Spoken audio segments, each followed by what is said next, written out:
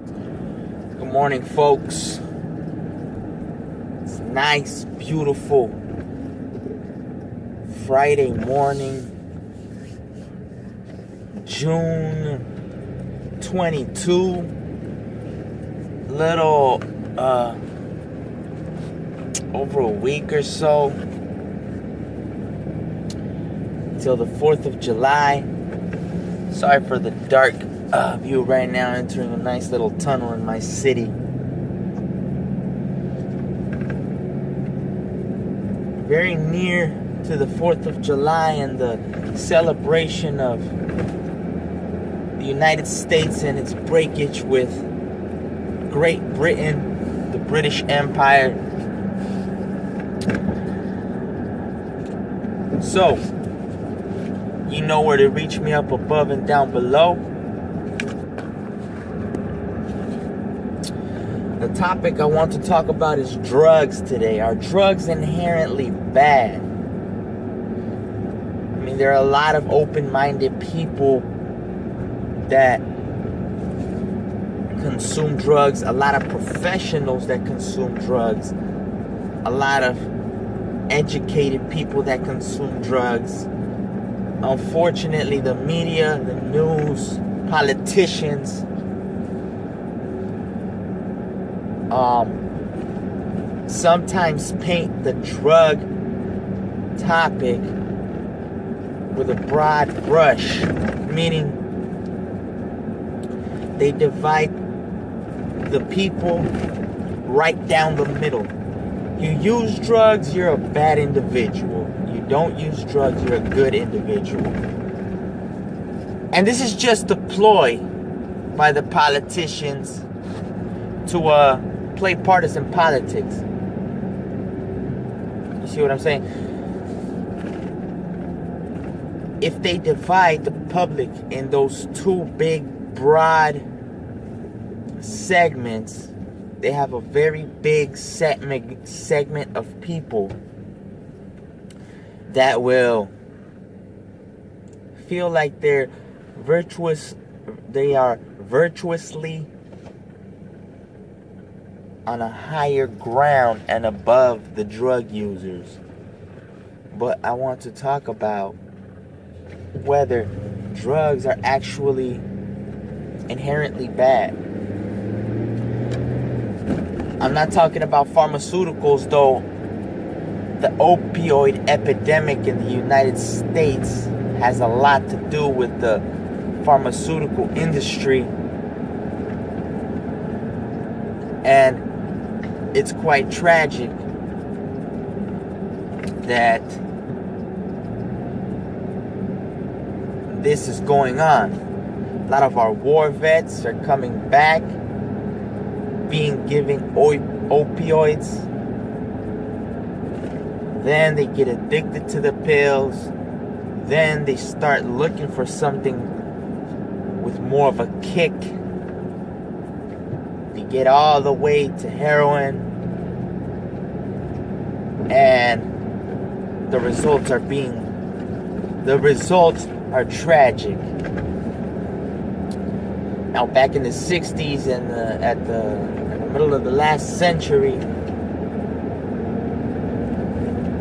hallucinogenics were being used by scientists for a lot of experiments.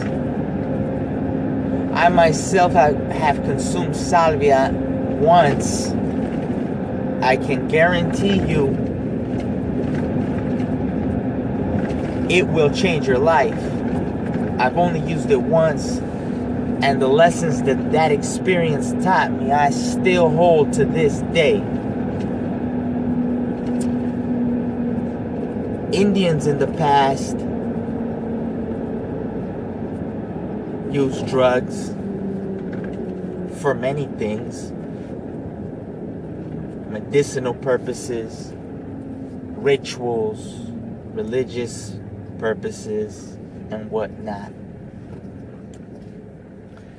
So,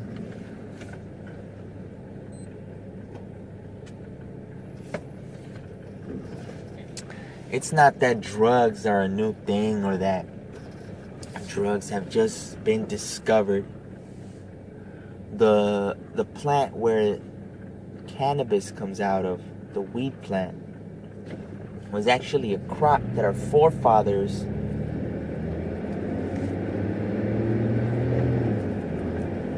farmed. It was a cash crop. I mean, there was such thing as hemp paper, hemp rope, hemp flags. It's actually, some say that hemp is actually a higher quality product than other things that we use. But then in the early 20th century, DuPont, I believe the plastic company, started a propaganda campaign against hemp, weed, and it has been vilified ferociously ever since. The tide is turning concerning weed. A lot of states have legalized it, and you see the boom everywhere in urban cities. The aroma of the cannabis is everywhere. It's omnipresent. So, are drugs inherently bad? I think, like with anything, a wise man once said, too much of anything will make you an addict. I used a number of drugs for about a decade or so, maybe a little more. Weed was my main drug of choice. Experimented with some other ones, like I said. I've tried salvia.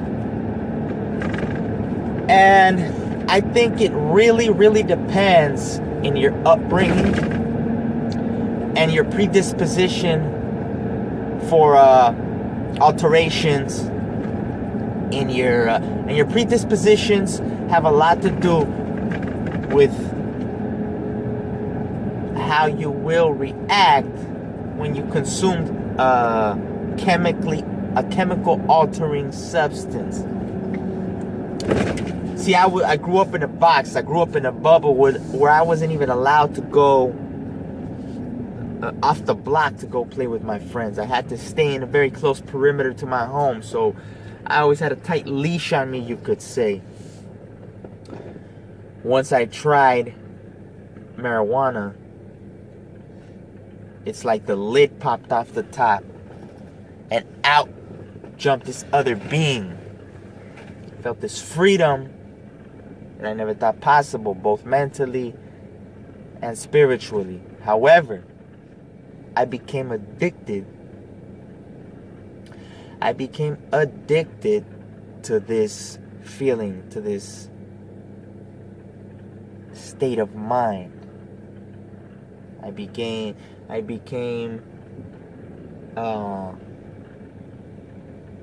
to need it for absolutely everything.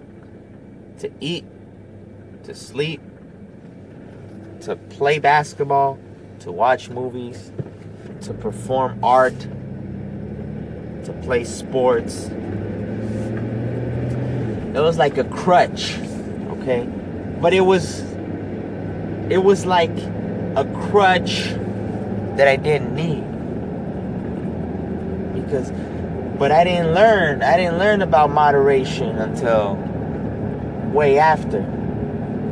I don't want to say I wasted a decade of my life, because seeing and knowing the little I know now, I know that if I didn't go through this phase in my life, I would have learned these lessons that I learned in this decade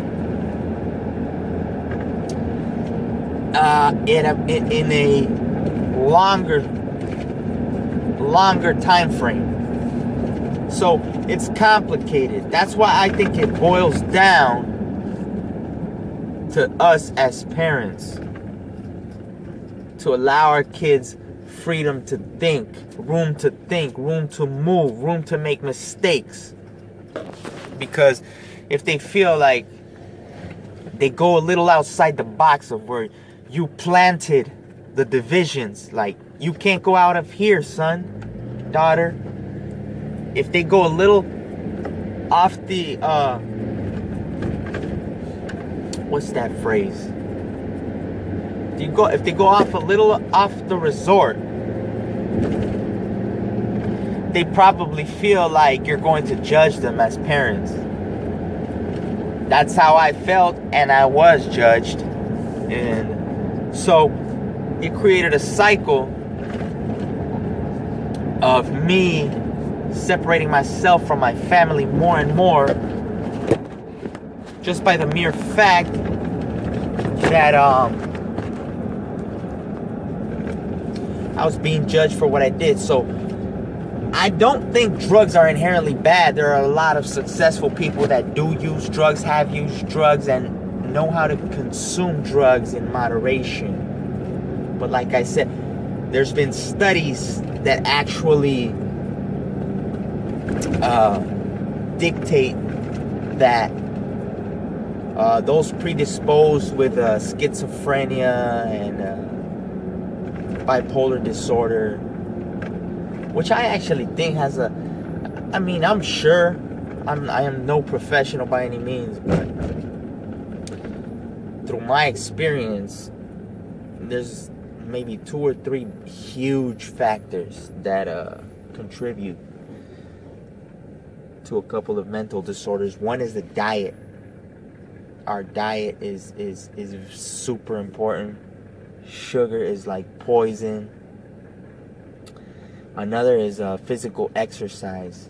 You know, we need to have our bloodstream going and flowing, and it's the opposite. I tell people that when it comes to exercise, it's the opposite. You might feel like if I go balls out, or if I even exercise a little bit, I'm going to feel tired. I won't have energy for the rest of the day. But it's actually the opposite. The more you exercise, obviously not in a form where you're not trying to hurt yourself or harm yourself. If you exercise often, you actually begin to feel more energized instead of tired. So if you've never exercised, or you're not a fan of exercising because you feel like you're just going to be more tired, it's actually quite the opposite. So when it comes to diet and exercise, I think that has a lot to do with our mental disorders as well as lack of sleep. There's nothing. When I was on drugs, when I used weed 24/7, when I was consuming marijuana all the time, my sleep cycle was horrible. It was horrible. I know you see the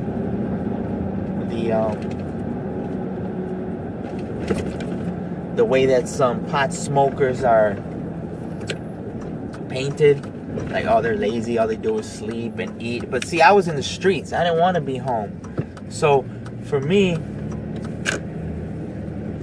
it wasn't like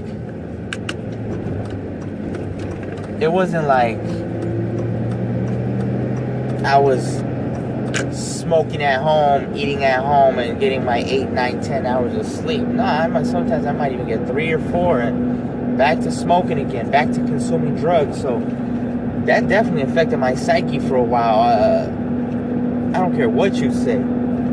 If you live a fast life with no direction, your cognizant abilities take a hit. That's without a doubt. That's without a doubt. Your ability to think and think rationally begins to take a hit. Creatively, you might improve because you're thinking outside the box. You're not thinking like a normal, quote-unquote, rational person. Your prefrontal cortex is offline, so you're having these extravagant thoughts. But if you never get out of that quote-unquote creative mindset, you begin to lose your head a little bit. So, like I said, everything in moderation, but most importantly, as parents, we need to make our kids feel comfortable telling us anything.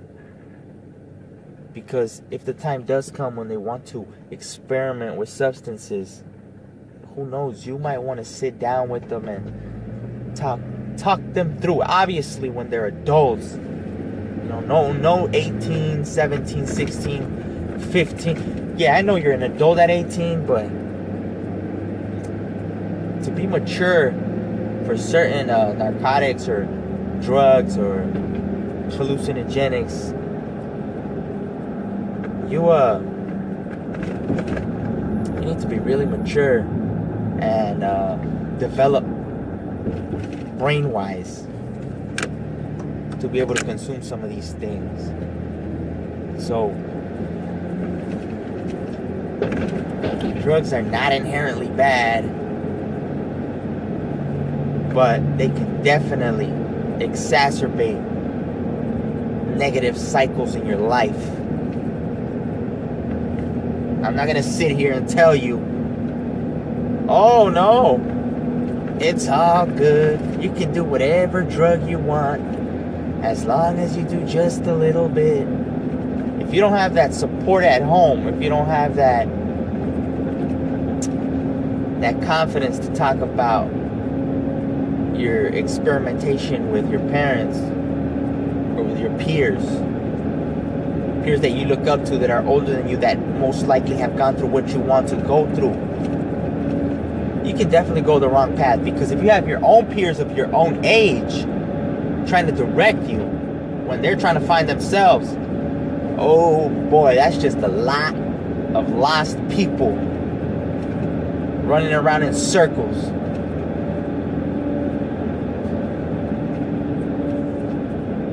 So that's that for today, you guys. Comment below. You're free to tell me whether you hate this video, like this video, how I can improve this video. You guys have a great morning.